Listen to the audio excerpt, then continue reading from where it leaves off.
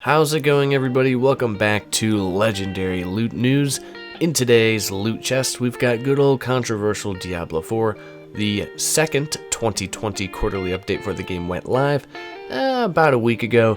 I'm a little late to the news. I apologize for that. The last week has been absolute hell. I had a sinus infection for 4 days, then a stomach bug for 2 days. I was just getting hit by everything, it seemed, but I'm back and ready to talk about some loot news with you all, so stay a while and listen.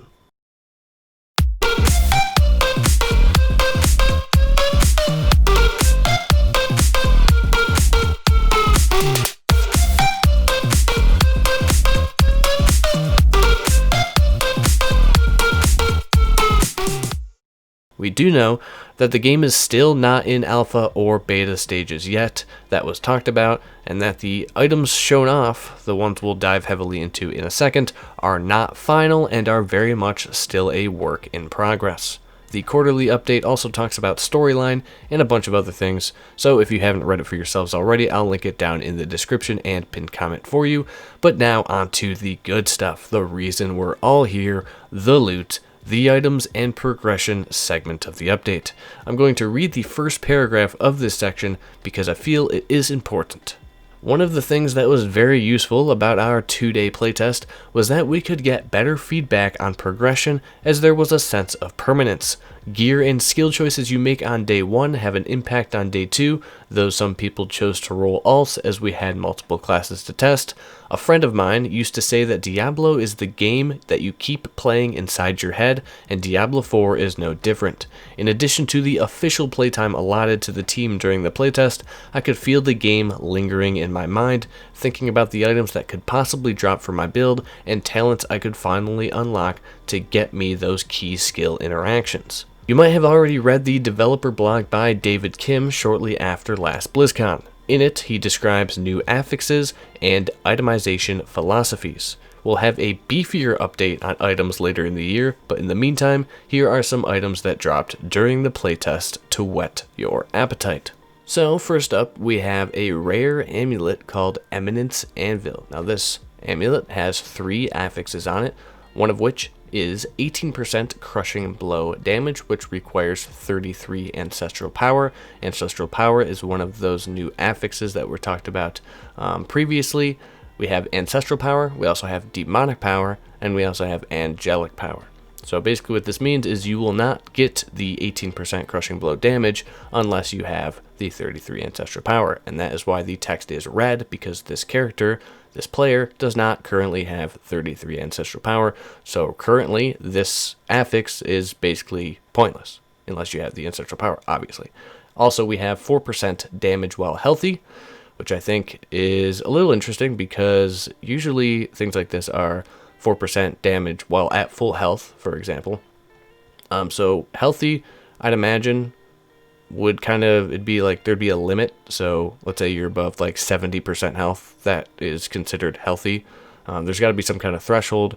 I also saw somewhere on the blog post in the comments that healthy might mean just not poisoned or not diseased or not cursed, which is also interesting. So that also could be a possibility.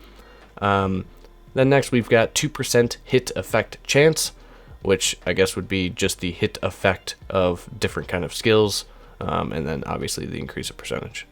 Next we've got another rare amulet called Chaos Seal, this time with 27% critical strike damage, which is kind of So critical strike damage percentage is returning, and we'll see later that critical strike chance is also returning, which is kind of something that the community is very at discourse about, because basically it comes down to why wouldn't you spec into critical strike damage and critical strike chance, because they're so overpowered, and they have been overpowered in previous games, so, like Diablo 3. So I wish these weren't returning, as do many other people, because it just becomes, the case of, oh, obviously you would spec into this because the whole point of the game is to do more damage, and this is literally just that. So we'll see how that goes, but another affix is plus 17 angelic power, which does not match this at all, so it is very random. and 15% ranged damage. Nice. And 12% mana cost reduction, sorcerer only. Awesome stuff. And this one has 4 affixes, where Eminent Anvil only has 3. So that kind of begs the question that, what is the actual affix limit? Is it 3 to 4, 3 to 5 maybe? I feel like the rares have to have, I feel like 3 is too little, as do a lot of people that I've seen talk about it. 3 is too little. 4, I really feel like 5 affixes on rares, but who knows, we'll see. It is a work in progress, they did say. Also, we have a Jeweled Mythical Staff, which is a magic staff with 854 weapon attack and 25.4% gem strength in this item with an empty socket. So basically this affix right here coincides with the socket, and then there's no real other affix at all. Kind of weird, but oh well. The 854 weapon attack, I've seen a lot of people hate the attack and defense stats on items. Whatever. And Vampire's Pants, Magic Pants with defense +1, rank 2 Call of the Wild, which requires 25 angelic power. I'm guessing Call of the Wild is a druid skill. Maybe I'm wrong, who knows. And then hit effect is 5% chance to heal 47. So this 2% hit effect chance would apply to this hit effect 5% chance to heal. So those kind of relate to each other as an example. Okay, moving on to the legendaries. Alright, so first up for the legendaries, we've got Unraveler's Treads, legendary boots with 268 defense, 3.5% cooldown reduction, plus 4% dodge chance, 13% control duration bonus, 9% damage reduction while evading. Now what's interesting here is we have evading and dodging. So I'm assuming one of them is just the stat of dodge, that the chance that you'll not be hit with an attack, and the other is probably like that default roll that we have in Diablo 3, that roll maneuver. Whatever, I don't know the wording, which one is dodge and which one is evade, but that's probably what that is. Teleport, this is the legendary unique ability, affix rather, on the Unraveler's Treads boots. Teleport forms a rift in your path that increases your critical strike chance by 39% for 5 seconds. So this is where the critical strike chance comes into play, obviously. So a lot of these legendary affixes, I've read them, are pretty cool because they don't necessarily buff an ability with like 500% extra damage or something like that, and just damage increases. They're all interesting ways that feels like you'll be able to work around to kind of play the way you want with certain skills, with certain classes, versus just, oh, I've got an item that gives me 900% extra damage when I use this skill, so obviously I'm going to use this skill. Executioner's Gauntlets, which are legendary gloves. We got defense, 8 ancestral power, 4% damage to healthy enemies. Interesting.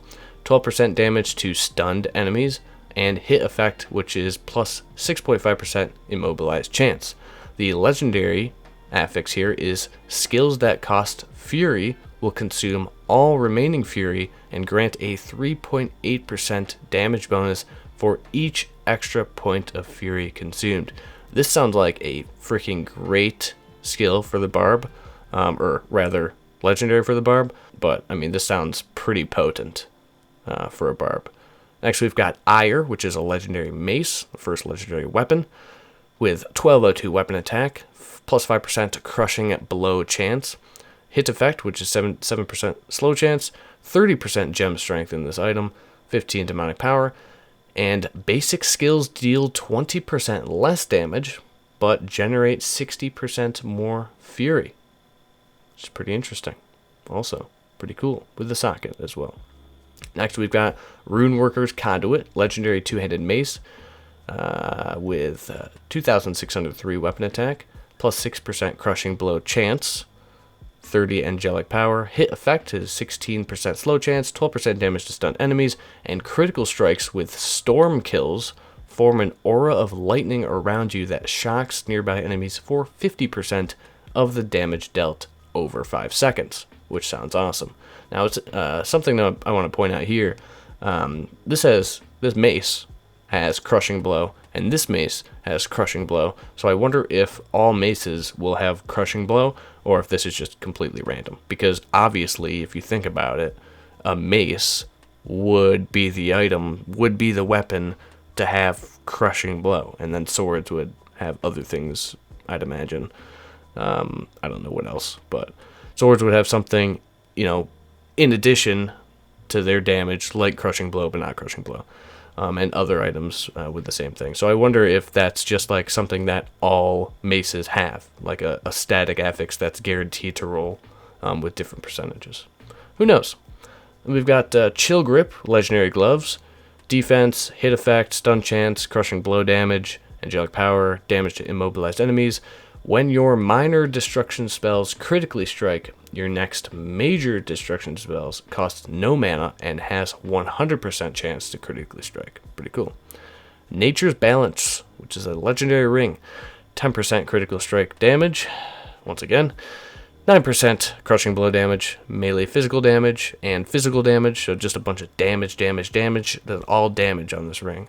Storm skill, damage increases earth skill damage by 17% for 5 seconds. In addition, earth skills increase the critical strike chance of storm kills by 16% for 5 seconds, which is pretty cool. So basically, you could utilize storm skills, switch to earth, switch to storm, switch to earth, switch to storm, just back and forth, and you'll get increased damage, which is pretty cool, actually. So that's the items. Hopefully I didn't ramble on too long. Thoughts?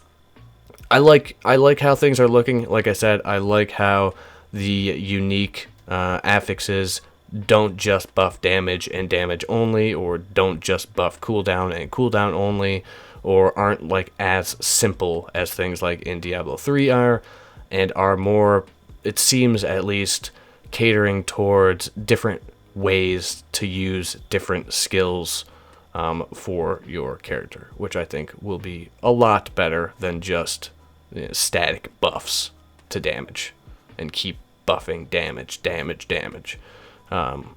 which is great. I mean, obviously we'll be able to buff damage if critical strike chance and critical strike damage and critical strike chance are both going to be in the game as affixes that are droppable. So who knows? But like I said, this says pre-alpha in development. They said the loot is still a work in progress, mostly work in progress. So don't look too much into this if you absolutely hate what you see. But I like what I see. I mean, I just love Diablo, so I'm excited no matter what, really. Like I said, when it comes to Diablo, I tend to respond to everything with positivity and hope that the majority of people and fans will enjoy the sequel, because either way, no matter what, I'm excited and hyped for Diablo 4, and I'll buy it and play it just like I did with Diablo 3, albeit I hope it holds my attention for longer and is overall a better and much more deep game. But either way, I'm still going to love it because it's Diablo and I love Diablo. There's definitely a lot of conversations about what is wrong with Diablo 4, particularly with itemization, which shouldn't be a thing, what's better, why Path of Exile is the best and Diablo sucks, etc., etc.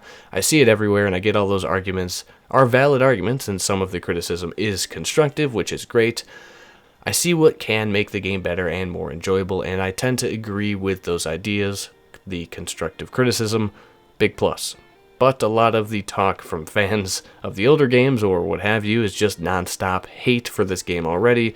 Just take a look at my last Diablo video. Most of the comments are talking about Diablo 4 as a dead game, and it's not even in alpha yet.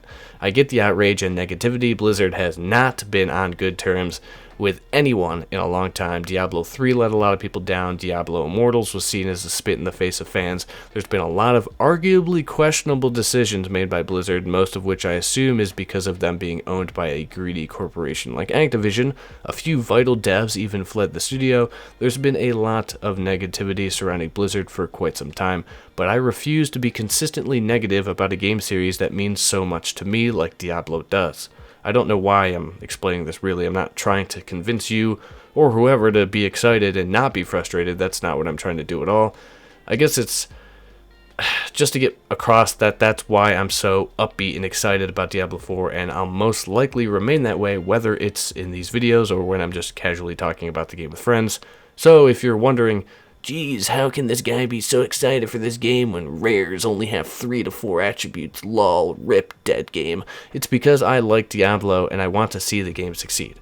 Either way, I do enjoy conversation about the game, so let me know your thoughts on the loot that we got to see in this quarterly update. Share with me your opinions and hate on the game if you must. I'll understand. Anyways, that's it for this video. If you enjoyed it or found any informative value in it, give it a like as it helps get this video out to more people, and subscribe for more epic loot news on Diablo 4.